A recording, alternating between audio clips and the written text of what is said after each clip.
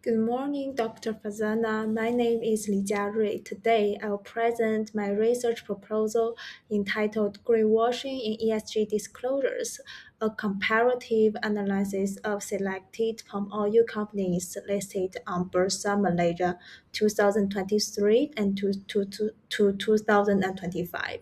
This study examines whether sustainability disclosures made by selected Malaysian palm oil companies are consistent with their actual ESG performance. I'll walk you through with 9 key sections of this proposal. First, let me begin with the first chapter, research background. Greenwashing is a gap between sustainability disclosures and actual performance. ESG reporting has become increasingly important in recent years. Companies are now expected to disclose more sustainability information, especially after Bursa Malaysia strengthened its reporting requirements. However, people are starting to question whether these disclosures truly reflect actual performance. This concern is particularly relevant in the palm oil industry because this sector faces many environmental and social challenges like deforestation, biodiversity loss, greenhouse gas emissions, labor rights, and land conflicts. Chapter 2, Problem Statement. Although companies disclose more ESG information than before, the credibility of these disclosures remains a concern. Most greenwashing studies only focused on developed countries like the US or European countries, while research on Malaysian palm oil companies is still limited. In addition, many companies uses only one source of data, while this study uses multiple sources to examine potential greenwashing practices. I compared sustainability reports, SPOTT assessment, RSPO complaints to identify potential disclosure performance gaps. Chapter 3, Research Objectives and Research Questions. This study has 4 objectives. First, I mapped out what these companies choose to disclose. Second, I test those claims against SPOTT's independent assessment. Third, I check whether RSPO complaints are reflected or ignored in corporate disclosures.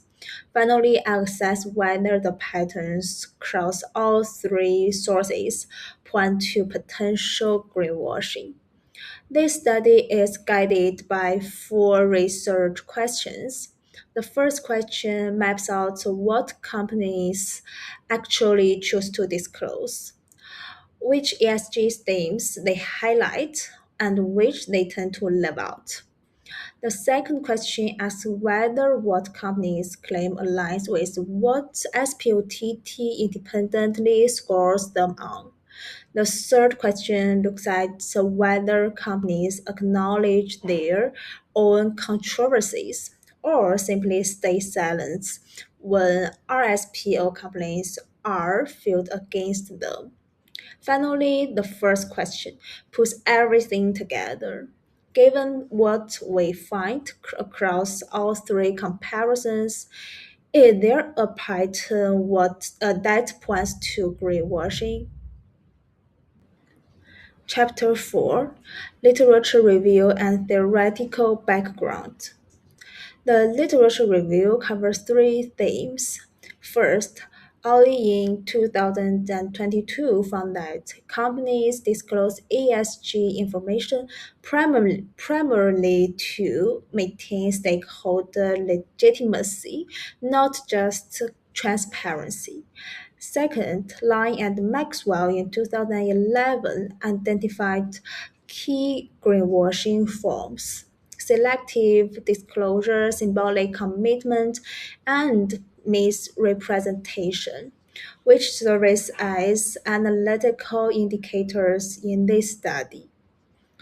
Third, Sarawati in 2025 showed that positive disclosure patterns often coexist with unresolved sustainability controversies, indicating a disclosure performance gap. Based on these insights, this study adopts legitimacy theory as proposed by Suchman as its theoretical lens. Chapter 5, Research Gap. Although previous studies have provided valuable insights into ESG disclosure and greenwashing, several research gaps remain. First, most studies focused on developed countries, while evidence from Malaysia remains limited. Second, relatively little attention has been given to the palm oil industry, despite its significant environmental and social impacts. Third, many studies rely on a single source of evidence, such as sustainability reports or ESG ratings. Few studies combine corporate disclosures, independent assessments, and external controversies within a single framework.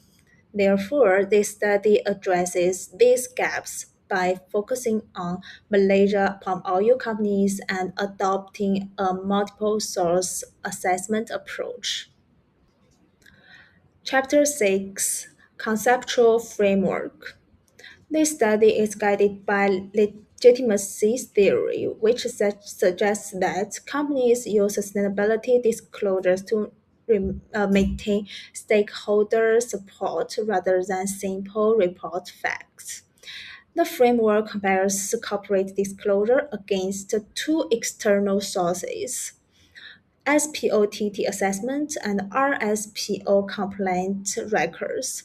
If a company reports strong ESG performance, but SPOTT scores or RSPO complaints tells a different story, that gap is what the study aims to identify. Where such gaps are consistent, they may indicate potential greenwashing practices. Chapter 7, Research Methodology. This study adopts a qualitative multiple case study approach. Three major palm oil companies will be examined between 2023 and 2025. This study relies on secondary data collected from sustainability reports, SPOTT assessments, and RSPO complaints records. The analysis moves from description to comparison. First, coding what companies claim, then testing those claims against SPOTT scores and RSPO complaint records to see where the gaps appear. Based on these comparisons, disclosure performance gap and potential greenwashing indicators will be identified. Chapter 8, Population and Sample. Three companies are selected: SD Guthrie Berhad, ROI Corporation Berhad, and Kuala Lumpur Kepong Berhad. These companies were chosen because they are among the largest palm oil producers in Malaysia, provide extensive ESG-related disclosures, and have publicly available sustainability information, making them suitable for comparative analysis. The last chapter. In conclusion, the central question is simple. Do these companies' words match the evidence? The answer has real implications for how investors and regulators should read ESG disclosures in this industry. The study contributes to the greenwashing literature by providing evidence from Malaysian palm oil industry and applying legitimacy theory. It's also expected to provide useful insights for investors, regulators, and companies, improving ESG transparency and accountability. That's all. Thank you for your listening.